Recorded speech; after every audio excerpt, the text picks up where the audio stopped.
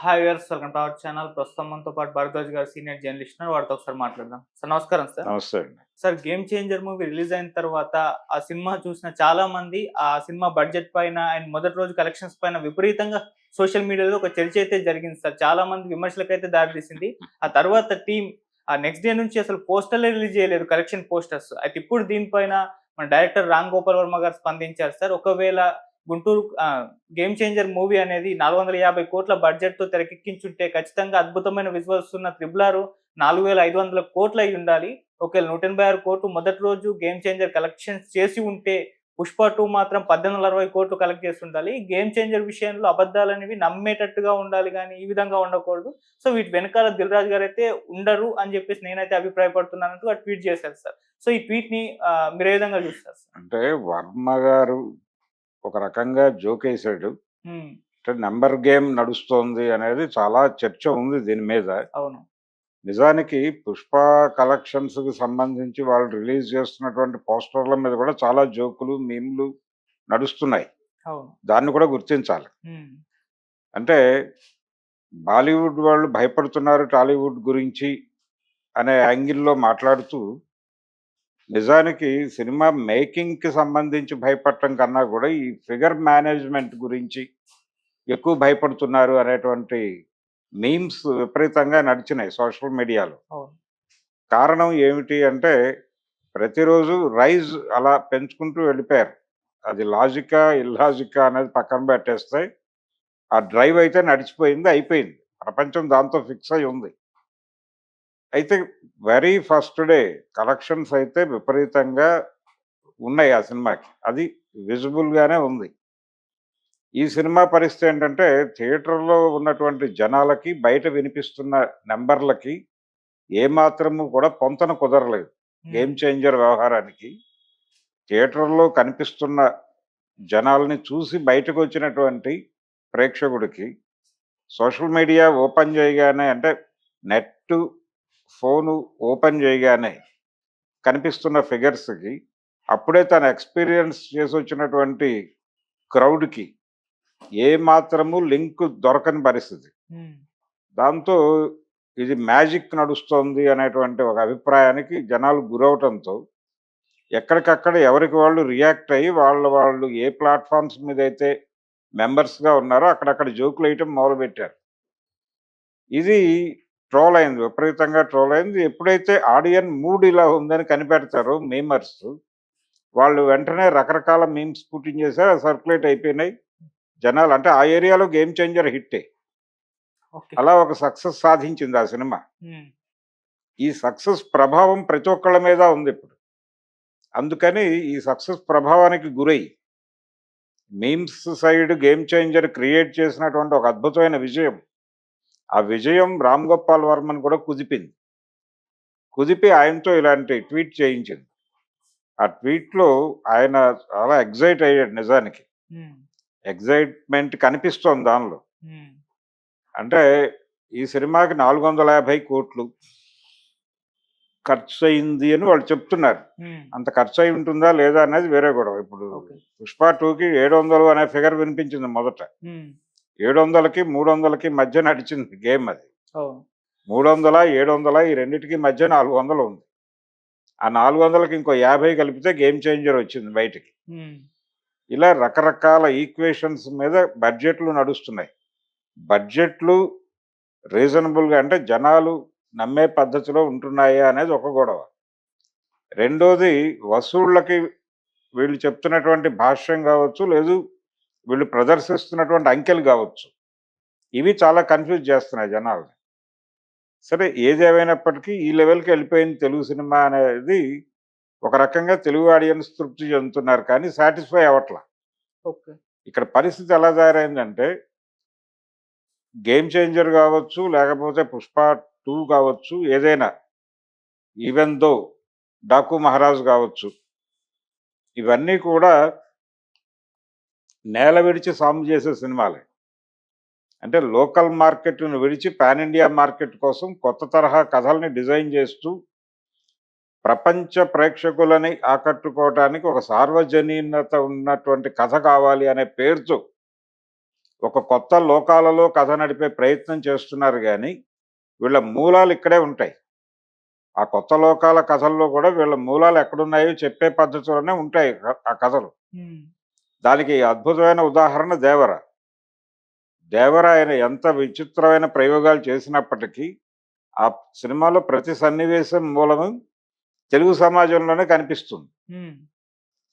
కాబట్టి ఇక్కడ డైరెక్టర్లు పట్టించుకోవాల్సిన విషయం ఏంటంటే, పాన్ ఇండియా మార్కెట్‌కో లేకపోతే వరల్డ్ మార్కెట్‌కో మీ సినిమాని తీసుకెళ్ళటానికి ఈ విచిత్రమైనటువంటి కథలు, అలాగే ఇంతింత బడ్జెట్లు పోసి సన్నివేశ కల్పనలు, నిజానికి ఈ ఆలోచన ధోరణికి ఆద్యుడు శంకరే. ఏ విషయాన్నైనా అద్భుత రసంలో చెప్తే జనాలు చూసేస్తారు అనేది ఒక వ్యాకరణంగా తయారు చేసుకున్నాడాయన. ఆ వ్యాకరణం వర్కౌట్ కావడం లేదిప్పుడు. నువ్వు ప్రతిదీ అద్భుత రసంలో చెప్తే, ఇప్పుడు ఒక పిల్లాడొచ్చి నాకు స్కూలుకి రావటం ఇంట్రెస్ట్‌గా అనిపించటం లేదు అనేది ఒక సన్నివేశం ఉంటే, ఒక పిల్లవాడు ఎందుకు అలా అంటున్నాడు అనేది టీచర్ ఫీల్ అవుతాడు. దీన్ని శంకర్ ఎలా తీస్తాడంటే, కొన్ని వందల స్కూళ్ళలో ఈ ఈ సీన్‌ని తీస్తాడు. తీసి బోలెడు మందిని వాడతాడక్కడ. బోలెడు మంది ఆర్టిస్టులను వాడతాడు. వర్కింగ్ డేస్ పెరుగుతాయి. తద్వారా బడ్జెట్ కూడా పెరుగుతుంది. ఎమోషన్ ఒకటే. ఒక పిల్లవాడు స్కూలుకొచ్చి చెప్పే సన్నివేశం, బలంగా చెప్తున్నాను అనే పేరుతో రూ. 10 అయ్యే చోట 15,000 ఖర్చు పెట్టిస్తాడాయన. ఇట్లా బడ్జెట్లు నడుస్తాయి. హ్మ్. రెండోది 'దిల్ రాజు' గారే మొన్న ఒక ప్రెస్ మీట్‌లో ఒక మాట అడ్మిట్ చేశాడు. అదేంటంటే, 'శంకర్' లాంటి క్రియేటివ్ జీనియస్‌ల దగ్గరికి వెళ్లి మనం ఏమీ అడగలేని పరిస్థితి. వాళ్ళు ఎలో చేయరు. కానీ నన్ను ఎలో చేశాడు 'దిల్ రాజు' గారు. 'దిల్ రాజు' గారు అన్నమాట. నన్ను హ్మ్. ఎలో చేశాడు శంకర్ అని 'దిల్ రాజు' గారు ప్రొడ్యూసర్‌గా చెప్పుకొని వాపోయాడు పాపం. బాధేసింది అది వింటే. అంటే ఇది పరిస్థితి. అంటే మా మాకు సినిమా ఇచ్చారు అంటే, మీరిచ్చినట్టు గాదు. మేము తీసేటువంటి ఒక అదృష్టాన్ని మేము మీకిచ్చాం. దీన్ని అలాగే చూడండని ప్రొడ్యూసర్లతో డైరెక్టర్లు డీల్ చేస్తున్నారు. హ్మ్. ఆ కండిషన్‌లో ఇరుక్కుంటున్నారు ప్రొడ్యూసర్‌లెళ్లి. అలా 'గేమ్ చేంజర్' అనేటువంటి ఒక ప్రాజెక్ట్‌లో ఈయన ఇరుక్కున్నాడు. ఒక పాన్ ఇండియా సినిమా తీయాలి. డేట్స్ ఉన్నాయి. పెద్ద హీరో డేట్స్ ఉన్నాయి ఆయన దగ్గర. అతనికున్న మార్కెట్ విస్తృతి రీత్యా ఒక అద్భుతమైన సినిమా చేసి, పాన్ ఇండియా మార్కెట్‌లో సత్తా చాటిన 'దిల్ రాజు' అనిపించుకోవాలని అనుకున్నాడాయన. అందుకోసం తను ఎన్నుకున్నటువంటి దర్శకుడు ఇబ్బంది పెట్టాడు. అది వాస్తవం. ఆ సినిమాకి సంబంధించి. హ్మ్. అయితే వెరీ ఫస్ట్ డే కలెక్షన్స్ మాత్రమే వాళ్ళు ఫిగర్ వేశారు. అది రకరకాల ట్రోల్స్‌కి గురైంది. దీని మీద ఒక వార్త బయటకొచ్చింది. అదేంటంటే, ఈ ట్రోల్స్ ఎక్కడి దాకా తాకాయంటే, 'రామ్ చరణ్‌ని' కూడా తాకాయి. తాకి ఆయన నేరుగా ఫిల్మ్ యూనిట్‌తో మాట్లాడి, "ఏమిటది? ఇప్పటికయింది చాలదా? ఈ ఈ పరాభవం చాలు గదా మనకి. మళ్ళీ వెటకారాలు గూడా ఆడించుకోవాలా మనం? అవసరమా?" అని చెప్పి కోప్పడ్డాడనేటువంటిది వార్త కూడా బయటకొచ్చింది. హ్మ్. ఇది నిజమా? కాదా? అనేది పక్కన పెడితే ఒక వార్త అయితే బయట పబ్లిష్ అయింది. హ్మ్. సో, ఆ మేరకు కార్నర్ చేయటము, ఇబ్బంది పెట్టటంగా పరిణమించింది ఈ నంబర్ గేమ్ అనేది. అది ఆ ఏరియాలో జరుగుతున్నటువంటి గోల, దానికి రియాక్ట్ అవుతూ 'రామ్ గోపాల్ వర్మ' గారు ఈ ట్వీట్ చేశాడు. ఇది ఒక రకంగా సినిమా ప్రస్తుతం నడుస్తున్నటువంటి ట్రెండ్ మీద ఒక చురకెయటమే. హ్మ్. మరి ఈ చురకలకి, ఈ ట్రోల్స్‌కి 'రామ్ చరణ్' రియాక్ట్ అయినంత సెన్సిటివ్‌గా ఈ మేకర్స్ రియాక్ట్ అవుతారా? రియాక్ట్ అయ్యి ఫర్దర్‌గా ఇలాంటివి జరగకుండా చూసుకుంటారా? అనేది చూడాలి. హ్మ్. ఇది కరెక్షన్ ఎవరు చేయాలి? అంటే ఈ జీఎస్టీలు కట్టించుకునేవాళ్ళు, టాక్స్ డిపార్ట్‌మెంట్ ఈ కరెక్షన్ చేయాలి. ఇదిగో ఫలానా చోట ఇలా పబ్లిష్ అయింది. మీ సినిమా మీరు 450,00,00,000 పెట్టి తీశారంటున్నారు. దాని తాలూకా ఇన్ అండ్ ఔట్స్ ఏమిటి? అని అడగాలి. అలాగే మీకొచ్చిన కలెక్షన్స్ వెరీ ఫస్ట్ డే మీకు ఇంతొచ్చిందని చెప్తున్నారు మీరు. ఎంత చెప్పారు వాళ్ళు 160నా? ఫస్ట్ రోజు ఫస్ట్ డే 186. 186. హ్మ్. మీరు 186 అన్నారు. ఏది దాని తాలూకా ఇన్ అండ్ ఔట్స్ ఏంటి? ఈ పద్ధతిలో వెళ్ళిపోయి వాళ్ళ మీద పడిపోతే హ్మ్. ఇక ఫర్దర్‌గా ఇలాంటి నంబర్ గేమ్ నడపరు. ఓకే. కాబట్టి కంట్రోల్ చేయగలిగింది వాళ్ళే. కానీ ఇదొక ప్రమోషనల్ యాక్టివిటీ అండి. ఇది మేము ప్రమోట్ చేసుకోవడానికి ఏదో మా గేమ్ మేము ఆడతాం.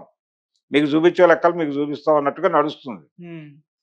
జనాలు కూడా అధికారిక పోస్టర్ రిలీజ్ అయినప్పుడు బిలీవ్ చేస్తారు. కారణం ఏంటంటే వీటన్నిటికి తెగించి వాళ్ళు ఆ బోర్డ్ వేస్తున్నారు, ఆ నెంబర్ వేస్తున్నారు అని నమ్మకం. హ్మ్. గతంలో ఎలా ఉండేది, పైసలతో సహా వేసేవాళ్ళు పేపర్‌లో. మా సినిమా ఇంత కలెక్ట్ చేసింది అని. అంతా విజిబుల్‌గానే ఉండేది.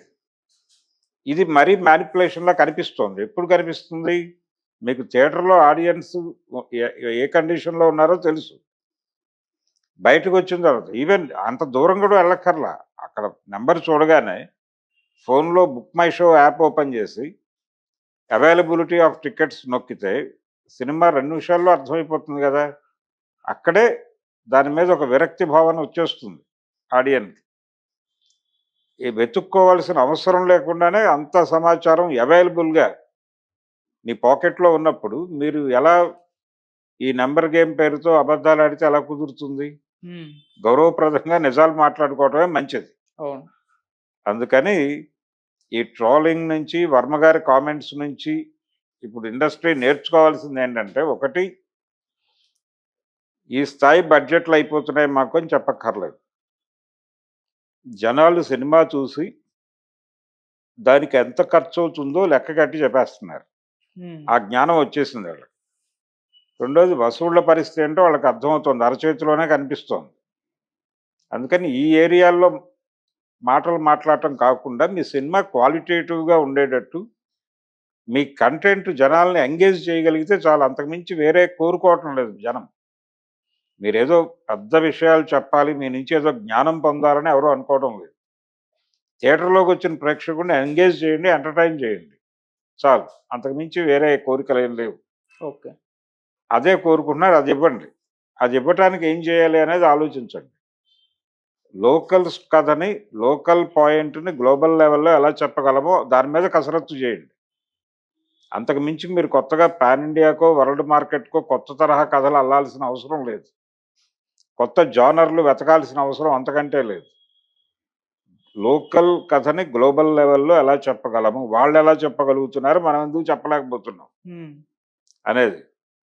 ప్రపంచవ్యాప్తంగా ఉన్న అన్ని దేశాల పాత్రల్ని తీసుకొని ఇంగ్లీష్ వాళ్ళు సినిమా తీయట్లేదు గదా! వియత్నాంలో జరిగిన ఒక పాయింట్ తీసుకొనో, లేకపోతే గల్ఫ్‌లో జరిగిన ఒక పాయింట్ తీసుకొనో వాళ్ళు కథ సినిమాలు తీసి మనందరికీ చూపిచ్చారుగా. మనం కూడా చేతులు కట్టుకొని చూసాంగా అవన్నీ నిలబడక కూర్చున్నాం అక్కడ. హ్మ్. కాబట్టి వాళ్ళు చేస్తోంది అదే. లోకల్ వాళ్ళ పాయింట్‌ని వాళ్ళు గ్లోబల్ లెవెల్‌లో చెప్తున్నారు. అలాగే మీరు కూడా మీ ఏరియా ఇష్యూని తీసుకొని గ్లోబల్ లెవెల్‌లో చెప్పండి. అది ఎలా చెప్పాలి గ్లోబల్ లెవెల్‌లో అనే దాని మీద కసరత్తు చేయండి. అప్పుడు ఇలాంటి గందరగోళాలు చేయాల్సిన అవసరం లేదు. ఓకే. ఇలాంటి 'రామ్ గోపాల్ వర్మ'తో దాడి చేయించుకోవాల్సిన అవసరం ఉండదు. అందుకని ఇది తగ్గారు వాళ్ళు ఆల్రెడీ. తగ్గారు. ఆయనన్నట్టుగా 'దిల్ రాజు'కు నోటీస్‌లో ఉండి జరిగిందా లేదా అనేది చర్చ జరుగుతోంది బయట. మేబీ ఆయన మెప్పు పొందటం కోసం ఎవరైనా ఒక అడుగు అత్యుత్సాహం ప్రదర్శిస్తే ప్రదర్శించుండొచ్చు. ఓకే. ప్రస్తుతం ఆయన సక్సెస్ ఎంజాయ్ చేసే మూడ్‌లో ఉన్నాడు. ఇదన్నీ అయిపోయాక కరెక్షన్స్‌కి కూర్చుంటాడేమో చూద్దాం. Okay sir. Thank you so much sir. Thank you.